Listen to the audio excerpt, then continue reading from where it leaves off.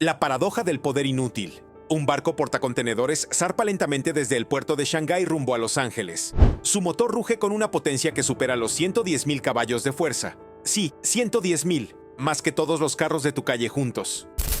En su interior, el calor del fuelóleo hace vibrar las paredes de acero. Los pistones, del tamaño de un cuarto completo, se mueven como martillos de un dios antiguo. 14 cilindros empujando un eje que gira una hélice de 9 metros de diámetro.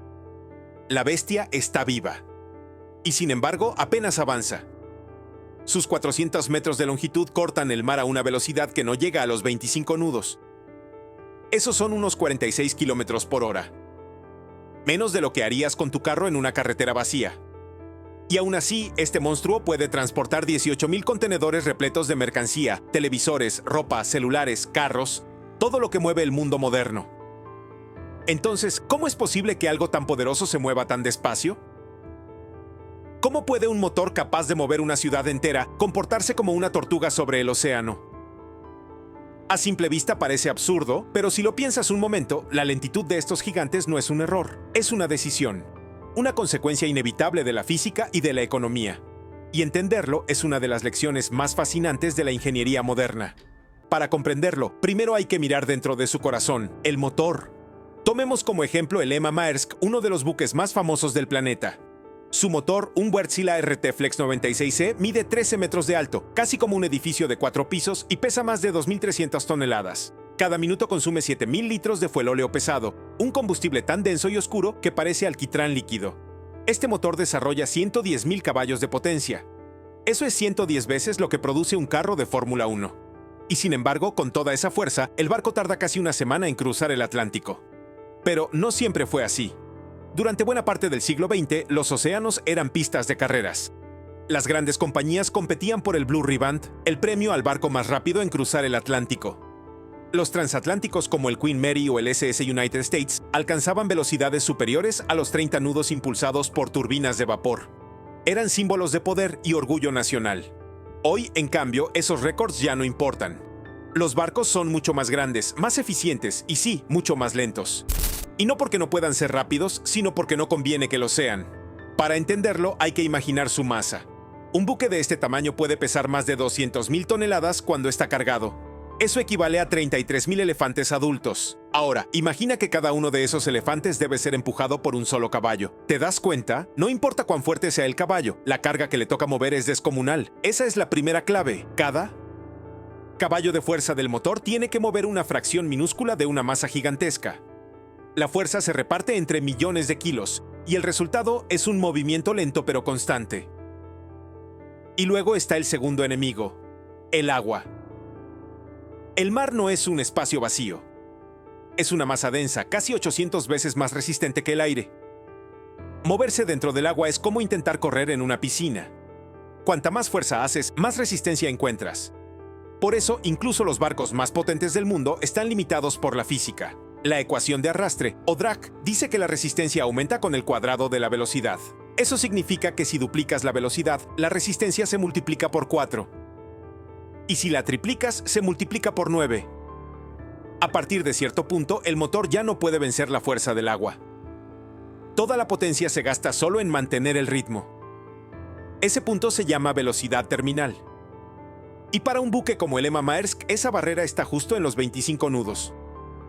Más allá de eso, cada nudo adicional costaría millones en combustible.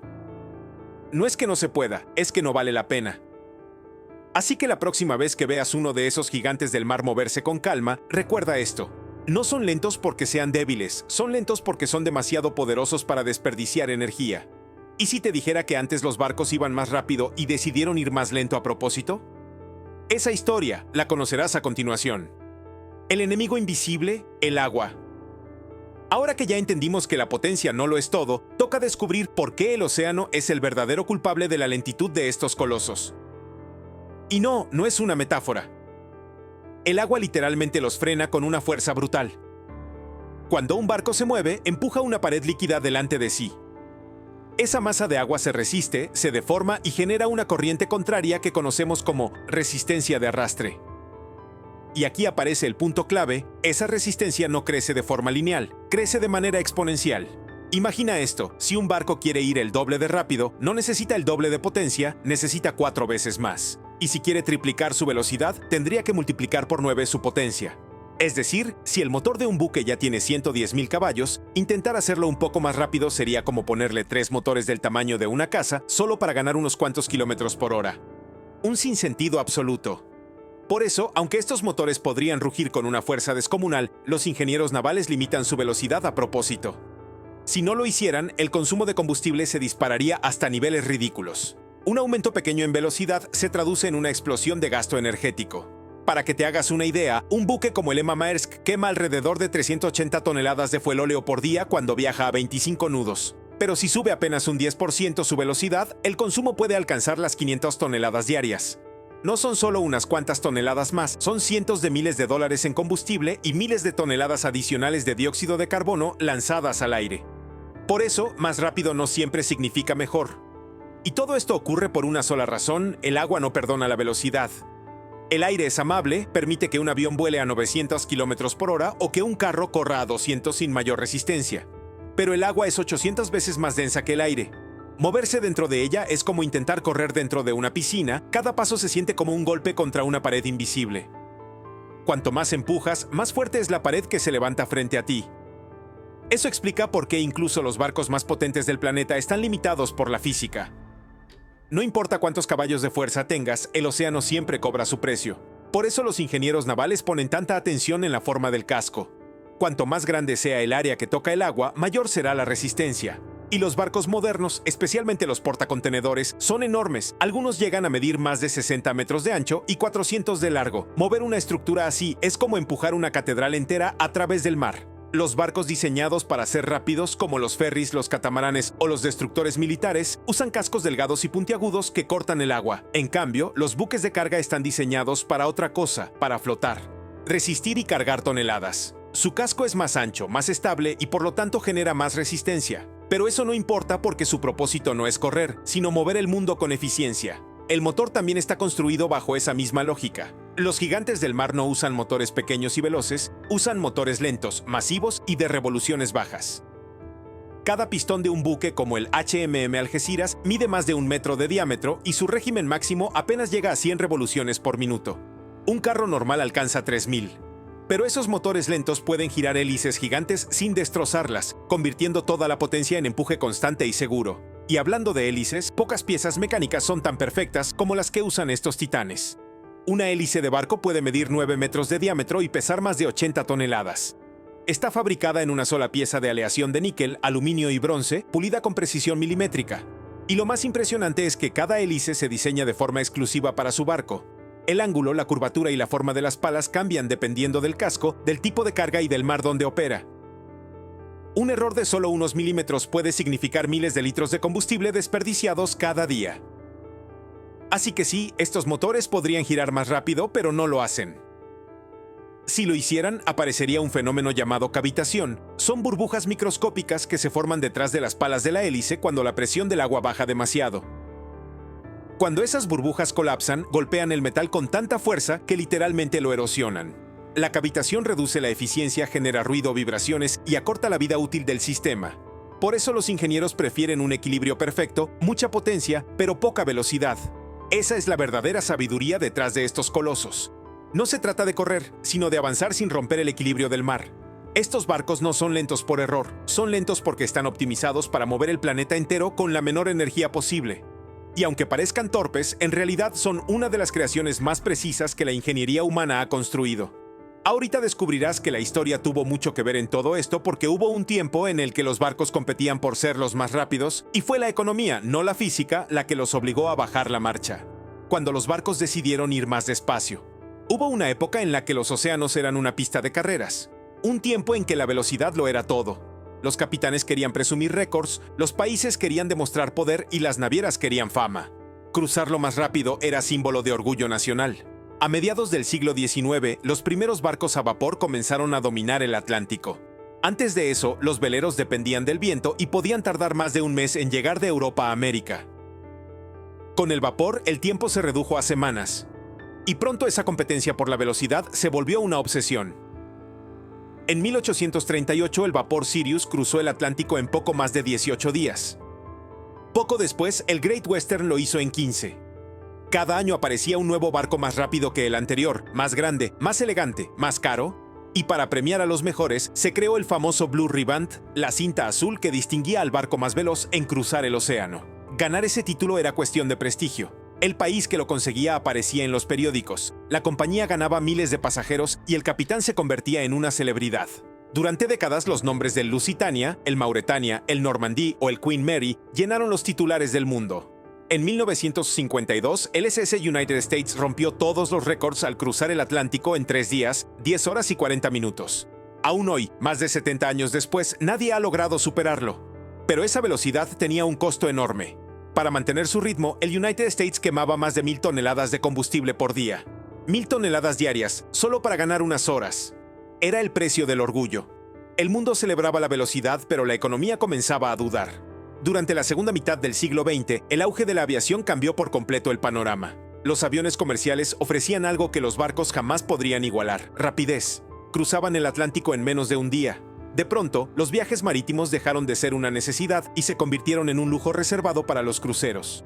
Las grandes compañías navieras que antes vivían de transportar personas tuvieron que reinventarse. Fue entonces cuando el transporte marítimo encontró su nuevo propósito: mover mercancías. El siglo XX trajo consigo la contenedorización, una revolución silenciosa que transformó el comercio mundial. Los barcos ya no competían por velocidad, competían por capacidad. Cuantos más contenedores pudieran llevar, más rentable era el viaje. Y con eso, la era de las carreras llegó a su fin. Pero la gran transformación llegaría en 2008, cuando el mundo enfrentó una de las crisis financieras más severas de la historia moderna. El comercio internacional se desplomó, el precio del petróleo se disparó y las navieras comenzaron a perder dinero. Miles de barcos se quedaron anclados en los puertos, sin carga y sin rumbo. Fue entonces cuando alguien dentro de la industria lanzó una idea que parecía ridícula. ¿Y si simplemente navegamos más despacio? Así nació el slow steaming, una práctica que cambiaría para siempre el transporte marítimo. Consistía en reducir la velocidad de crucero de los buques de 25 a unos 18 nudos. La lógica era sencilla: si la resistencia aumenta con la velocidad, reducir la velocidad disminuye el gasto de combustible. Y los resultados fueron sorprendentes. En solo unos meses, las compañías vieron caer sus costos operativos hasta un 30%. Las emisiones contaminantes se redujeron, el desgaste de los motores bajó y la vida útil de las hélices se alargó. Por primera vez en la historia moderna, navegar despacio era rentable. Poco después surgió una versión aún más extrema, el super slow steaming. Algunos barcos comenzaron a viajar a solo 12 nudos, menos de la mitad de su velocidad máxima. Sí, tardaban más en llegar, pero el ahorro era tan grande que el tiempo dejó de ser el enemigo. El océano por fin recompensaba la paciencia.